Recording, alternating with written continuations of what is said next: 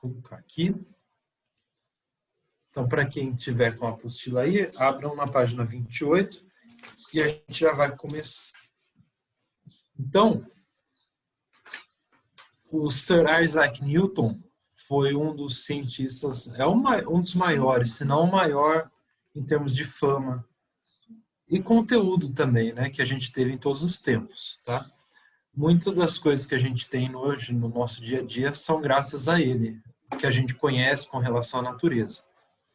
Então, ele formulou 3 leis. Essas leis são leis porque não tem interpretação, não tem como... e pronto. Então, chega quando a gente submete alguma coisa para virar lei, ela passa por extremamente testada e fechada, não tem como mudar, tá? Então, no nosso universo menor, todas as 3 leis de Newton funcionam de forma normal.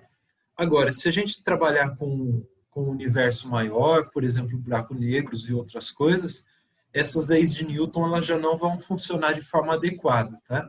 Então, daí a gente começa a usar outras regras mais específicas para esses casos. Mas no nosso dia a dia, ela funciona muito bem. Então, deixa eu mudar aqui para o livro. A primeira... Deixa eu focar aqui também.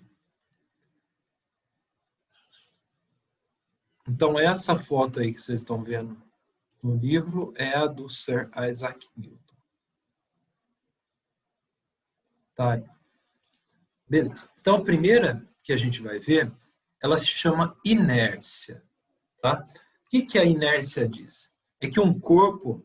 Eu vou ler a frase, daí a gente interpreta. Ó. Se a força resultante sobre um corpo for nula, ou seja, se tiver uma força para um lado e outra força para o outro de mesma intensidade, elas vão se anular. Então, se for esse o caso, o corpo permanecerá em repouso, caso estivesse em repouso, ou em movimento retilíneo uniforme, caso possua uma velocidade inicialmente.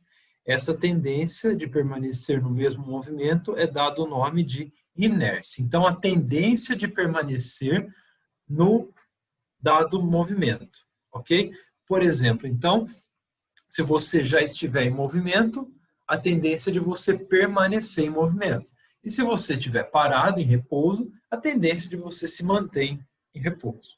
É fácil verificar isso. Por exemplo, se você estiver num ônibus, acho que todo mundo aí já andou de ônibus. Se o ônibus, de repente, freia e você está de pé, a tendência é que você vá para frente, com a mesma velocidade que o ônibus estava. Por quê? Porque não tem nenhuma força te segurando. Então, quando o ônibus se movimenta, todo o que está dentro do ônibus se movimenta junto. A partir do momento que o ônibus freia, se você não estiver preso com o cinto de segurança ou segurando na barra, você vai voar com a velocidade que esse ônibus estava antes de frear. A mesma forma, se você estiver parado. Se você estiver parado, por exemplo, e alguém puxar o tapete bem rápido embaixo do seu pé, o tapete vai sair e você vai continuar parado. Tudo bem? Então, serve tanto para o corpo em movimento quanto o corpo parado. Fechou? Então, essa é a primeira lei de Newton e ela chama inércia. Tem aqui alguns exemplos. Ó. Quando o trem parte do repouso, o passageiro sente como se seu corpo fosse empurrado para trás. Não sei se alguém já foi no looping lá do Hopi Hari, é exatamente isso que acontece. Ele sai com uma força, com uma velocidade tão grande, você fica grudado no encosto. Tá? Ou, por exemplo, se você estiver correndo de bicicleta ou alguma coisa, de repente tem uma pedra aqui, ou um cachorro que bate na bicicleta, você sai voando, ok? Então, isso aí, alguns exemplos para inércia. Alguma dúvida na primeira lei de Newton?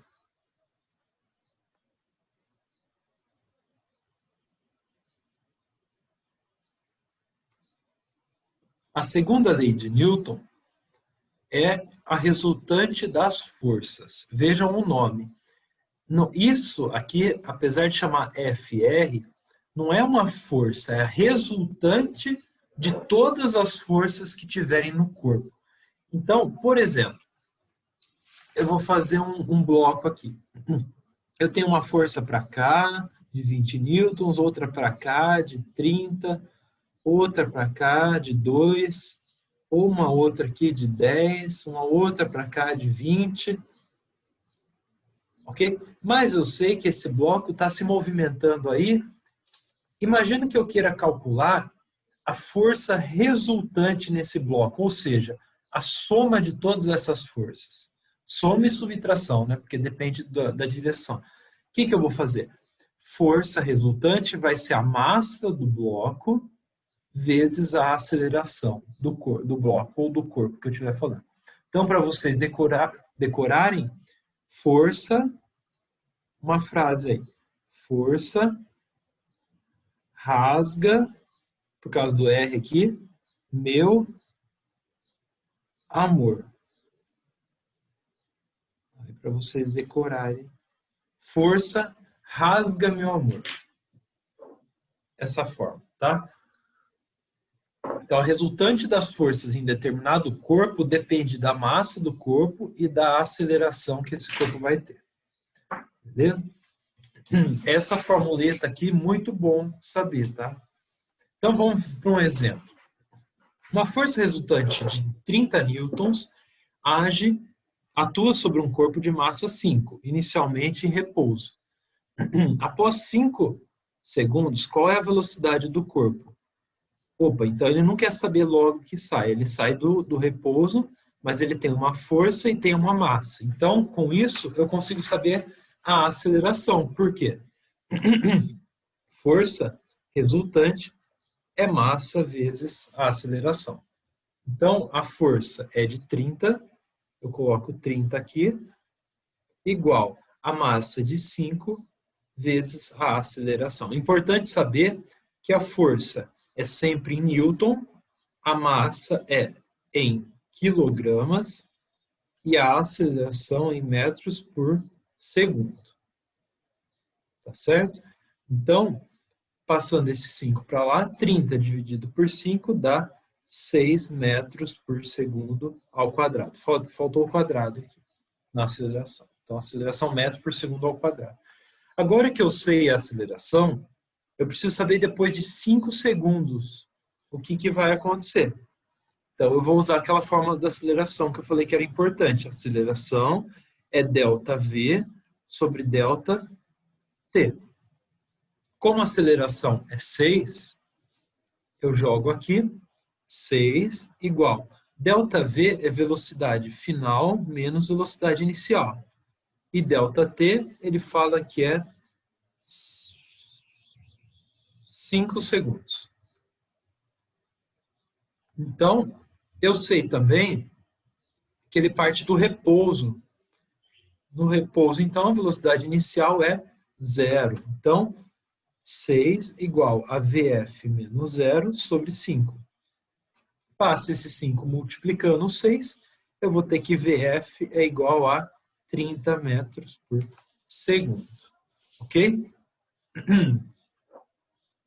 Tinha 2 passos. Esse segundo passo que eu estou fazendo aqui não é dessa aula de hoje, é da aula anterior, que a gente viu a aceleração. A da aula de hoje é só esse passo, mas na prova de vestibulinho eles podem misturar, tá?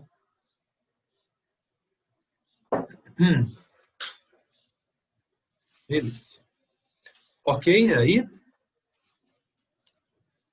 E a última, a terceira lei de Newton, a lei da ação e reação, que diz: a toda ação existe uma reação de mesmo módulo, direção, mas sentido contrário. Então a gente tem que lembrar da aula de vetores, o que significa essas 3 coisas? São as 3 coisas que definem um vetor. Lembrem que vetor ele depende do valor, né? Do valor, que a gente chama também de módulo. Também depende da direção, que a gente usa a vertical e horizontal, na maioria das vezes, e também depende do sentido. Lembra que eu falei com vocês isso aqui em outra aula. O sentido, claro que ele vai depender da direção. Se for vertical, é para cima e para baixo. E se for na direção horizontal, o sentido pode ser para a esquerda ou para a direita. Fechou? Então, quando eu falo da terceira lei de Newton, eu preciso ter essas três coisas em mente. O que ela diz? Se você, por exemplo, empurra uma parede, a parede te empurra de volta. Então, imagina que vocês façam uma força para cá, ó, nessa direção que eu estou fazendo aqui. É uma força horizontal para a direita, de 7 newtons. Então, o que eu tenho nessa seta aqui? Eu tenho o valor, o módulo, que é 7, tenho a direção horizontal e tenho o sentido, que é para a direita. O que a lei da ação e reação fala? Quando eu empurrar essa parede empurra de volta com o mesmo valor, 7, a mesma direção horizontal, mas o sentido contrário. Então, a força de reação, ela tem sentido contrário. Então, por isso que precisa saber o que é direção e sentido. Ok? Se eu dou um soco numa pessoa, a minha mão sente a vamos supor que eu dei um soco na barriga de uma pessoa. Se eu der um soco na barriga de uma pessoa, a barriga da pessoa me devolve o soco com o mesmo valor. Por isso que quando você bate a mão em algum lugar, a sua mão dói, porque o lugar que você bateu responde com a mesma força, ok? Coisa importante dessa lei. A ação e reação só é aplicada em corpos distintos. Não é possível aplicar uma ação e uma reação no mesmo corpo. O que eu quero dizer com isso?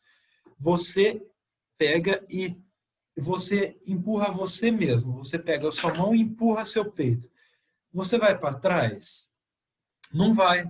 Mas se alguém empurrar você, você vai para trás. Então, a ação e reação, ela é aplicada em corpos diferentes. A ação é em um corpo e a reação é no outro. Tá? A ação, por exemplo, você empurra a parede. Então, você fez a força de ação. E quem que vai fazer a força de reação? A parede. Tá certo? Então, cada corpo faz uma das duas. Não é possível as duas no mesmo corpo. Fechou? Aí, consequência dessa terceira lei de Newton é uma força que a gente chama de força normal. A força normal é a reação do plano em determinado objeto, corpo. Então, por exemplo, se eu apoiar um livro na mesa, esse livro só fica parado no mesmo lugar porque tem uma força que segura ele. Essa força chama de normal. Então, por exemplo, quando eu apoio o livro em uma mesa, o peso puxa o livro para baixo. Lembra da gravidade que puxa tudo para baixo. Mas o livro não está caindo. Se o livro não está caindo, porque tem alguma coisa que segura ele. E segura a normal. Que ela tem o mesmo valor do peso, só que o sentido para cima. Tá certo? Para balancear esse peso. Então, a força normal é uma força de reação ao que você aplica no plano. Então, quando você pisa no chão, o chão te empurra para cima com o mesmo valor do seu peso. Exceto se você estiver numa lama, por exemplo. Na lama, ela não vai ter força, então você vai afundar. Mas se você não afundar, então quer dizer que tem uma força normal que te empurra de volta. Fechou?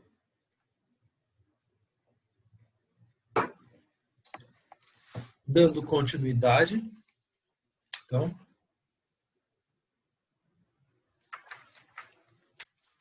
a gente acabou. Então, recapitulando rapidamente. 3 leis de Newton. Beleza. A primeira, inércia, que é aquela do ônibus. Se o ônibus frear, você cai. Se você o carro acelerar muito rápido, você fica para trás. A segunda, da força resultante. Força rasga meu amor. Então, a resultante das forças é proporcional à massa do objeto e à aceleração. Lembrar que a massa é em quilograma e a aceleração em metros por segundo ao quadrado. E a força também vai ser dada em Newton, ou você vai encontrar em Newton.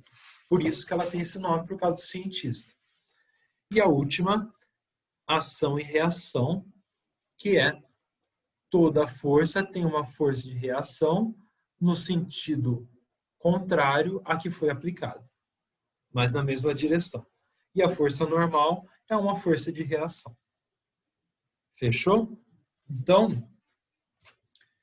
se alguém tiver alguma dúvida, me fala.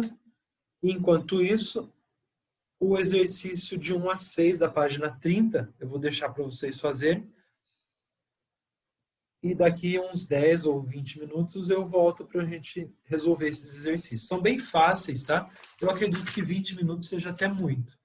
Então, eu vou deixar um tempinho aí para vocês e assim que vocês forem terminando, vão me falando aí no chat que acabaram para eu começar a resolução. Fechou?